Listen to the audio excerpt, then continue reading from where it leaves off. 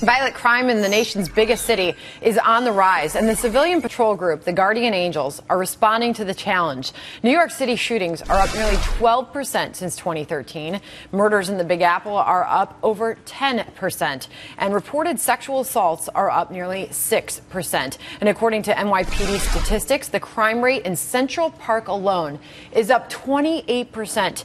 And joining me now is Guardian Angels founder Curtis Sliwa. Curtis, what is the common denominator among these rising crime rates that we're seeing across the country, really, not just New York City? Well, in New York City specifically, it's Comrade Bill de Blasio, who is oblivious to what's going on. He's got window shades on his eyes, cotton balls in his ears, a zipper on his mouth. He's talking about, oh, global warming, you know, I think long term. Hey, pal, you're a mayor. You think potholes, you think schools, you think public safety, and most importantly, you think about the roaming bands of the mentally ill and the homeless that have colonized our city again. Remember, we had 20 years of recovery when Rudy Giuliani gave this city a badly needed colonic. And now we're starting to slide into the abyss.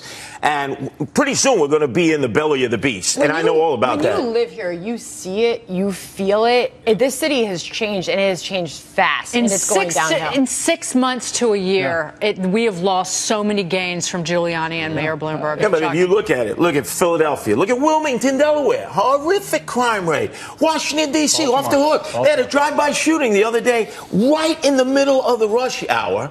And then naturally you go start taking it. Baltimore, Chicago, Chirac, even Spike Lee, right, has named it Chirac because of all the horrific violence. New Orleans, Detroit. So this ascent of violent crime needs to be combated. But just really quick, here in New York, what's going to change? I've tweeted this. Woman gets attacked by a machete after doing a yoga class in Bryant Park. Tourist hit in the face with a 2x4 by a crazy person. Somebody choked in Central Park by another mentally ill person. When tourism dries up, maybe the mayor will do something about it. It's funny you say that. I obviously come in to do these shows. I used to live here down in Sullivan Street, etc. Noticed a dramatic change when obviously Rudy was here. It was like, get everybody, where they're supposed to be, try to get people help when they need it. Running in Central Park last night, I was thinking about you. I told you off air. Yeah.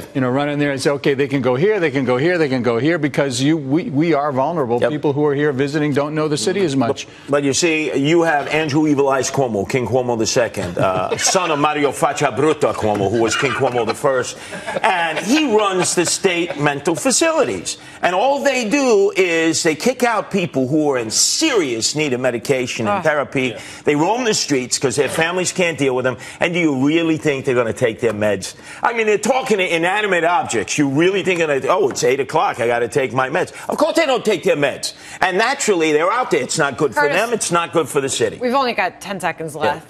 Yeah. I hate to do this to you, but what can be done? What is the message that you need to put out to Mayor de Blasio? What can we do to change? Stop smoking those fatties, those spliffs at night on the back porch of Gracie Mansion. Get up like working class people and get out there and see what we got to deal with as we deal with the flotsam and jetsam each and every day in the city.